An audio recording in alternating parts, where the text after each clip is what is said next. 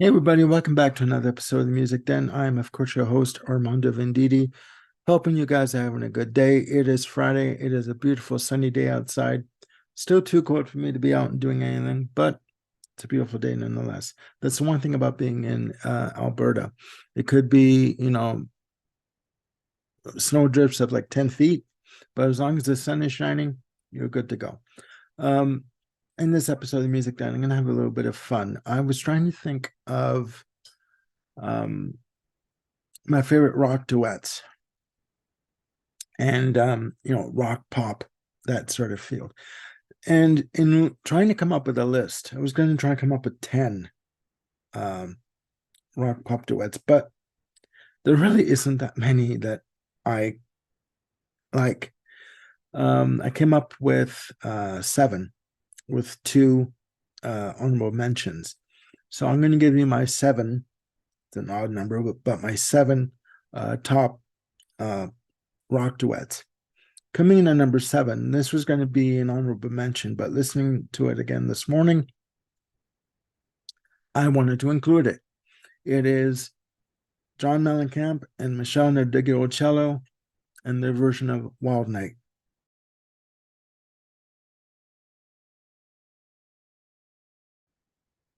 Now, um, this is from John Mellencamp's release of Dance Naked from 1994.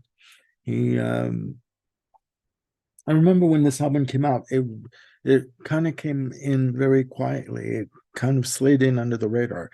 The actual playing time for this album is only, the original release was only 29 minutes and change. 29 minutes and 7 seconds, actually, I believe. This is a fantastic version of the track written by Van Morrison. Very loose playing. Not a lot of overdubs, very sparse playing. Fantastic bass line from Michelle Nardiguocello. Fantastic, very rhythmic, and she also does a fantastic vocal performance. You can tell that. I mean, there's a video for this. You can see it on YouTube, and they're having fun in the video. They respect one another. They like one another quite a bit.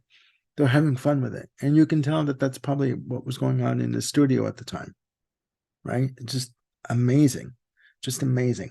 Um, I'm glad that this made my number 7 because it is a fantastic track.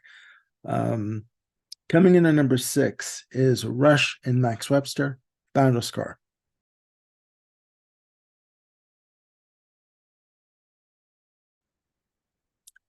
Uh, 2 fantastic Canadian bands. Everybody talks about Rush in terms of, fantastic, Canadian rock or band, but which they are. But Max Webster is almost like an unsung hero. They toured quite extensively with Rush when they were together in the 70s. Both signed to Anthem Records, both signed to Mercury in the States. Badaskar is from their Max Webster's album, Universal Juveniles. Fantastic heavy bass, really brooding bass line from Geddy Lee.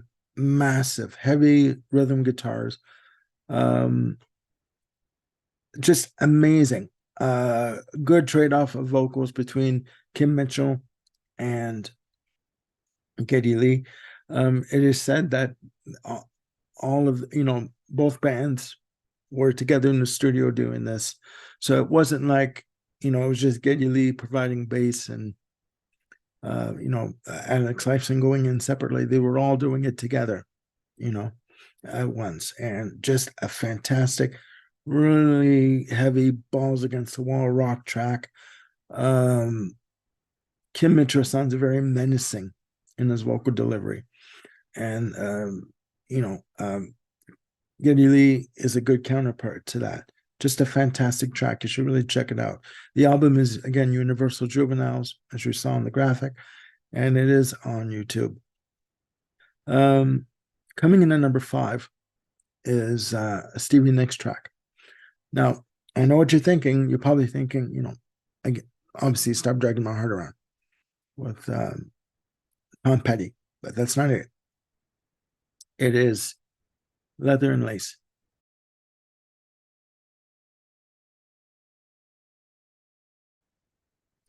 Duet with Don Henley, her on again, off again boyfriend. At that point, they were off again permanently. This track was originally written for Waylon Jennings and Jesse Coulter.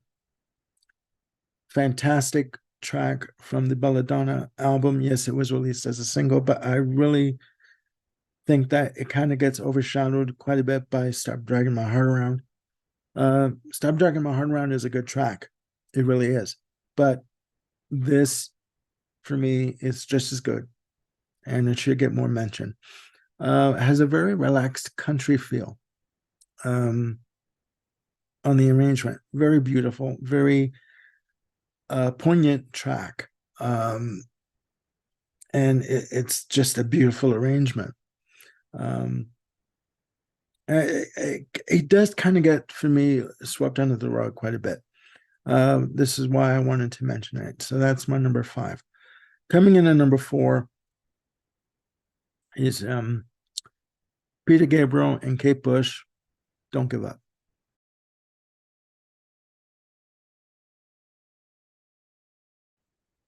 Now, everyone knows Don't Give Up from Peter Gabriel's massively successful, some would say his commercial, Zenith. So, released in 1986 through Geffen Records. Very brooding, heavy bass that comes in. A lot of atmospheric elements on this track. And the video itself is iconic. With them standing on the platter, spinning around, hugging each other, just telling each other not to. One is saying that he wants to move on and has to find a way to find a new life, because things for him are getting really desperate. And she's saying, don't give up. We're here for you. Don't leave. We want you around. Beautiful track. Very, can be moody, but very atmospheric and very poignant as well. There is a cover of this on Herbie Hancock album, done by, I should say, John Legend and Pink. They do a fantastic cover of this. It is on YouTube, the video for it. You can look it up. It is a fantastic piece of work. Not that I like the cover version over the original, but you know what? They're neck and neck. It's fantastic. That's number 4. Coming in at number 3 is an oldie but a goodie. It's Led Zeppelin and Sandy Denny, Battle of Evermore.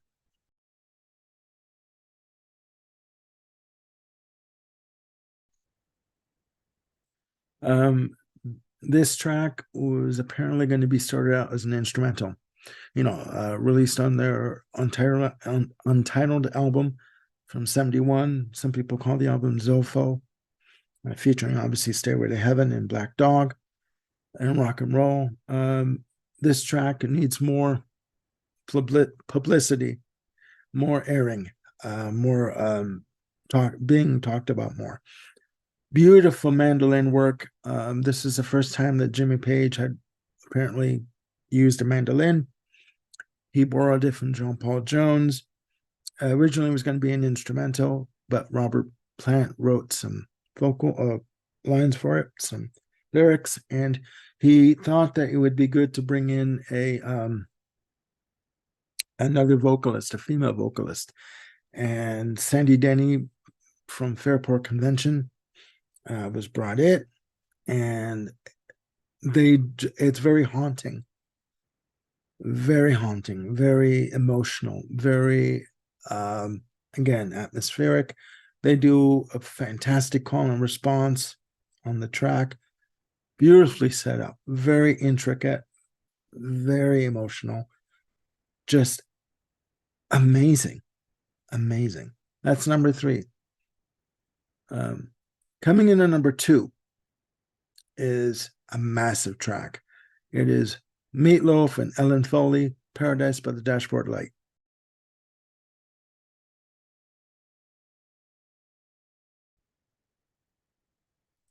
Now, the history of this song.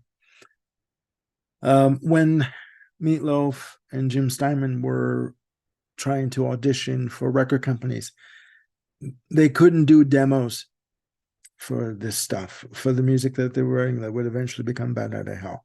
They would go into offices and with Jim Steinman at an upright piano, and Ellen Foley and Meatloaf would go in and sing the songs with Jim Steinman on piano. When it came to doing Paradise by the Dashboard Light, everyone knows it's basically the ultimate makeout song, car parking song, right?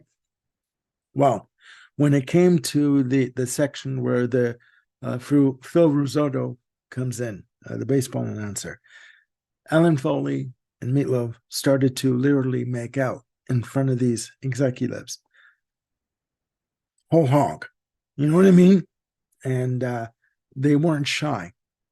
So they would always get kicked out of their offices. The original version of this song, the album version, is like 8 minutes, 45 seconds. Okay? 3 parts to it. Fantastic. The original version to this song was 27 minutes. And Meatloaf, when he heard the finished product, because Todd Rundgren produced it, so he looked at the track, at the music, and said, look, 27 minutes, how the hell can I make a song out of this? It's 27 minutes long. So we cut it down to 8 minutes, 45 seconds. And Meatloaf, when he heard it, when he heard that he cut it down, he said to Todd Rundgren, you've ruined the song. You've ruined it. It's gone. There's no song here. And Rundgren said, 8 minutes, 45 seconds. Just sit there and listen to it. Come on. It's 8 minutes and 45 seconds. Just shut up and listen to the track. He listened to it. It worked. He said it worked perfectly. It worked perfectly. This song, when it was played on the radio, I remember when I was 8 years old when this album hit. It was played in its entirety, all 8 minutes and 45 seconds of it. Just amazing. Or 8 minutes and 35 seconds, something like that. Amazing. Amazing. It's theater, it's rock, it's overblown, it's intricate, it's storytelling. It's Meatloaf and Paradise by Dashboard Light. That's number 2. Coming in at number 1 is Queen and David Bowie with Under Pressure.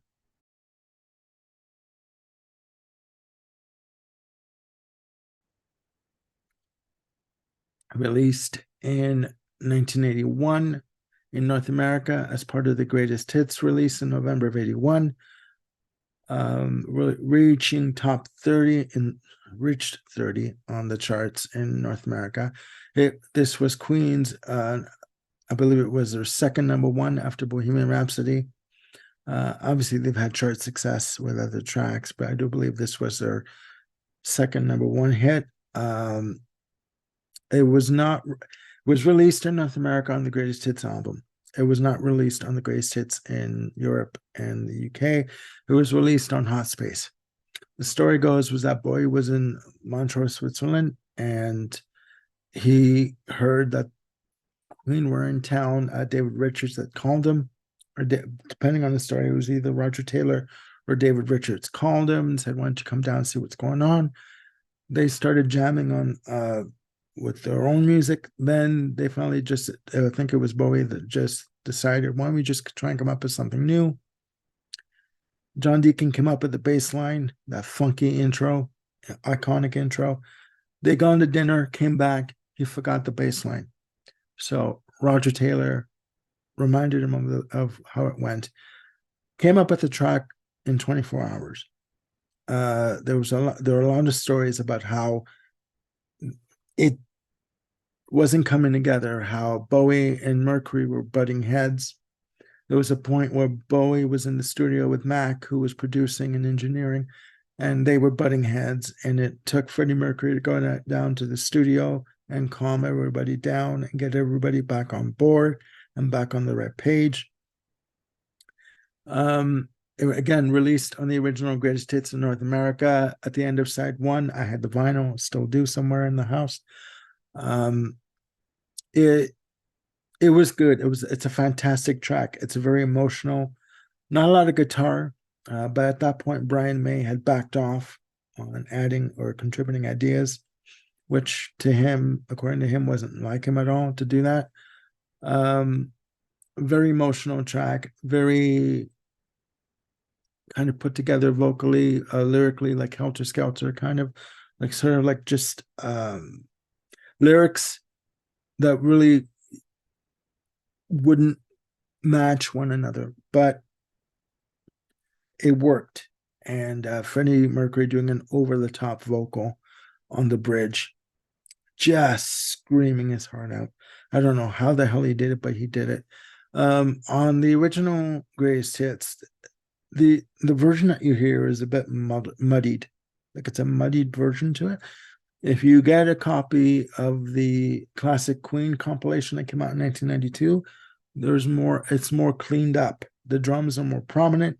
The bass line is more up front, and it's more of a clear sound. More, I don't want to say funky, but the bass line is funky. Just ask Vanilla Ice. God damn it!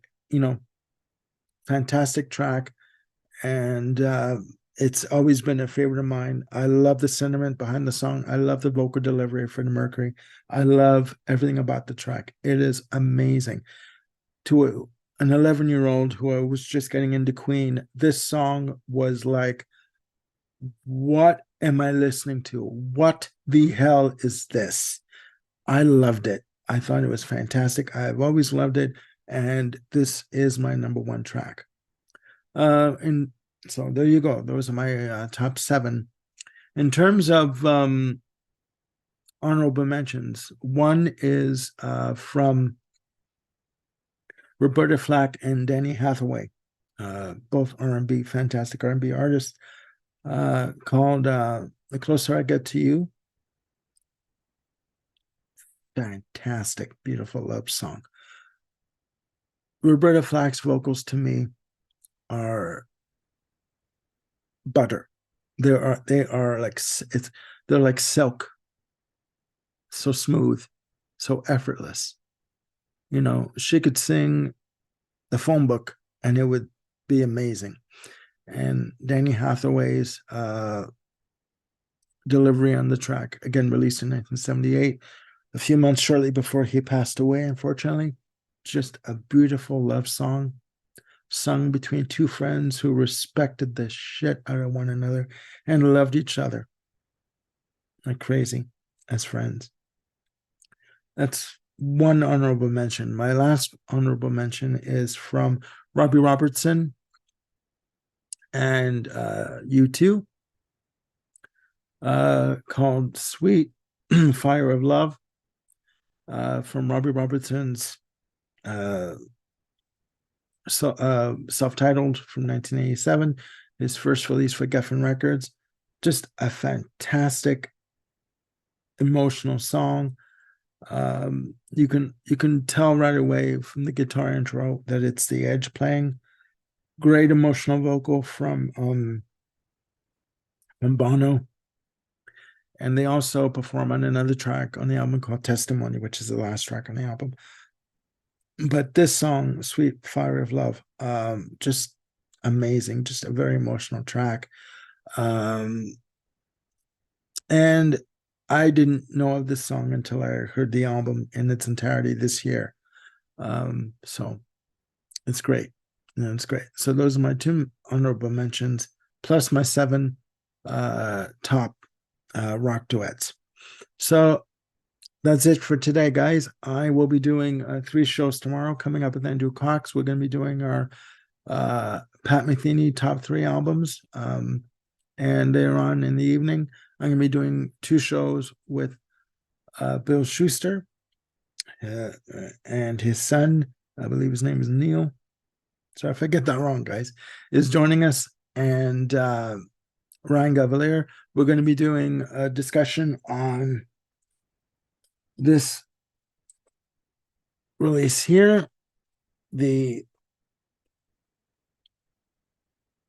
Dark Side of the Moon redo or redux by Roger Waters. We're going to have an album discussion about that. And we're going to be doing another episode on our top 3 greatest hits compilations.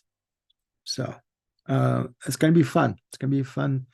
It's going to be a fun evening for all 4 of us. And I'm coming up on the channel too. I'm going to be doing an episode with Peter Kent from the Lizard King channel. We're going to be ranking our favorite Thin Lizzy albums. We're taping that on the 24th of November. So please stay tuned for that. More videos coming up. So I hope you guys are having a good day. And please look after yourselves and one another. Bye for now.